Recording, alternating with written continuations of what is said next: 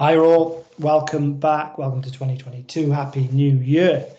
Okay, so getting in touch because you have an induction week next week. Let me just share my screen, I can show you what I'm talking about. Okay, so here, this is the academic calendar for 21-22. How are we in 22? So we are here. You've just had your Christmas vacation, it's very American there. So it's the 10th of January. Is next week. So you've got an induction week. So the induction week we've planned for you is for you to focus on your year one placement. So you've got a placement that is towards the end of term. So the whole focus of the placement is for you to get experience in an alternative setting.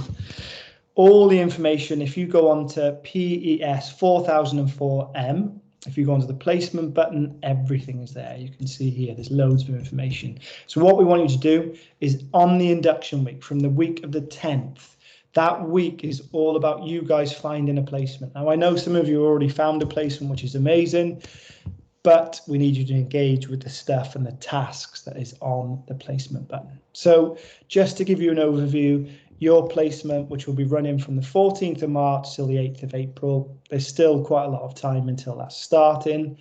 You've got to complete a minimum of 24 hours within an alternative setting to a primary school. So that could be, as I've listed here, a charity, a play scheme, nursery, a PRU, pupil referral unit, a hospital, school. It could be a play therapy, it could be child education setting, an outdoor centre, at secondary school.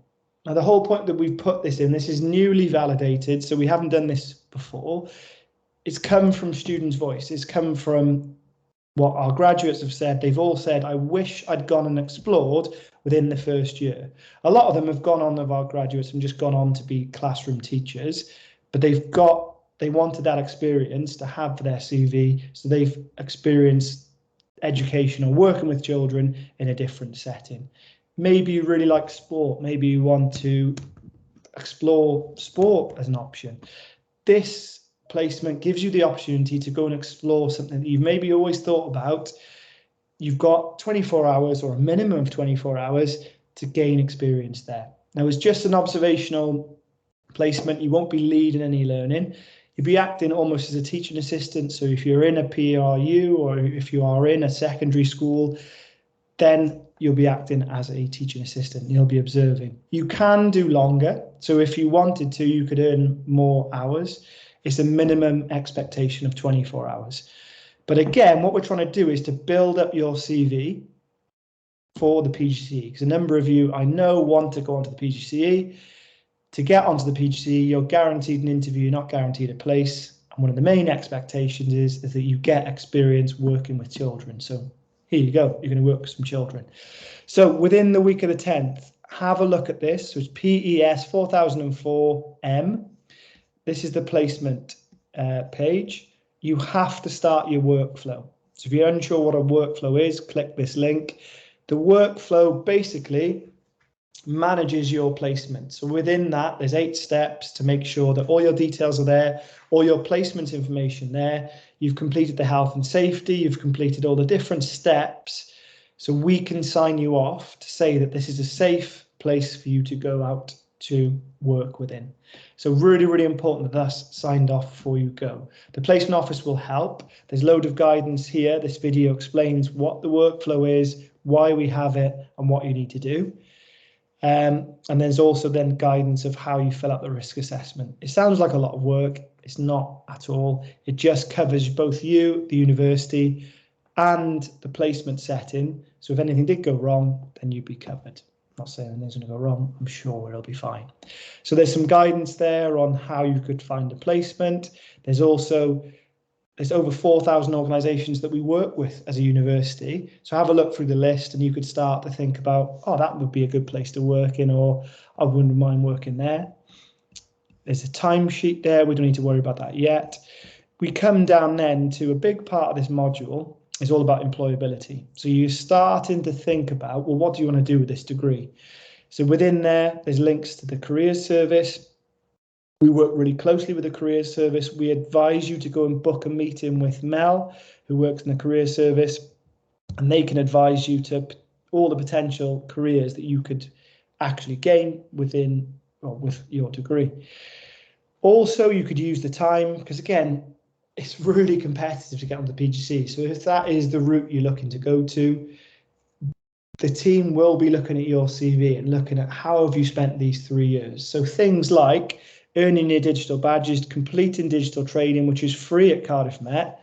Use this week to try and gain some digital skills. Maybe completing this Cardiff Met award. You all can apply for this award.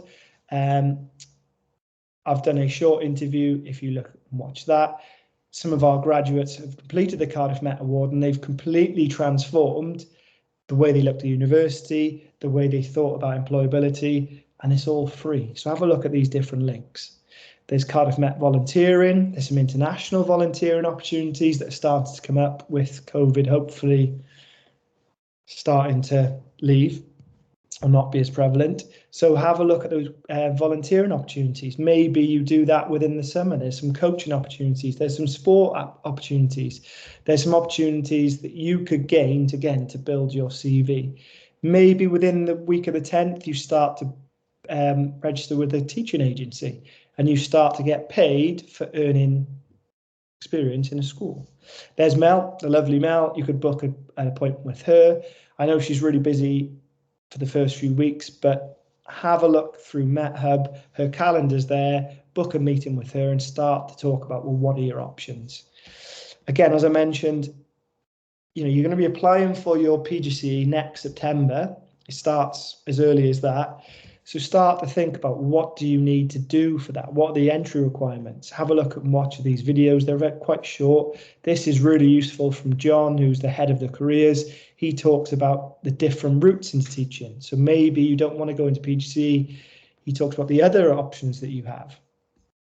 If you are thinking about PGCE, I've done an interview with the heads of the PGCE teams, and they offer some really good advice of how and what you could start to be doing in year 1 to build your CV all the way through to year 3 when you start to apply.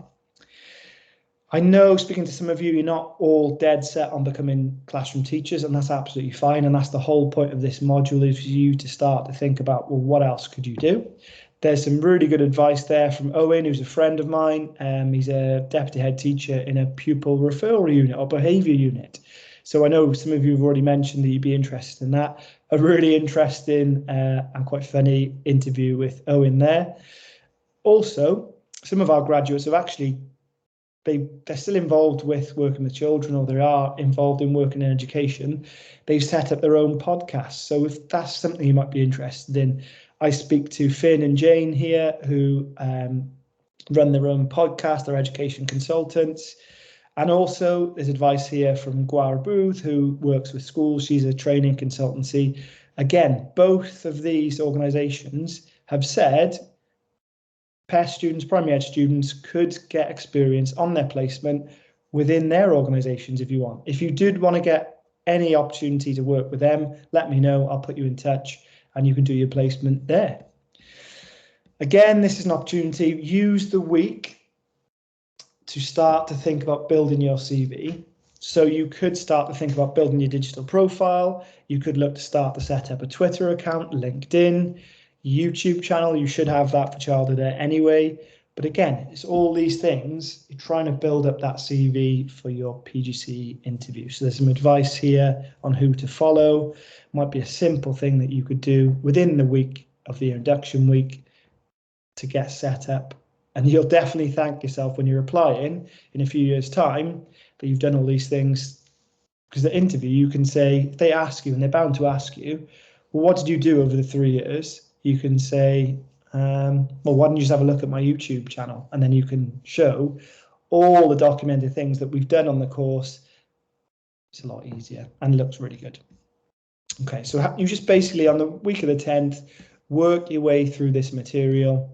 Make sure you start to look for your placement. Hopefully by the end of the week, you've made a few calls, you've sent out a few emails. You don't have to have found a placement by the end of this week, but we definitely want you to have started the workflow just entering your details. Even if you just complete stage 1, which is just entering your details, as I say, the placement office will be chasing you. You can't go on placement until that is complete.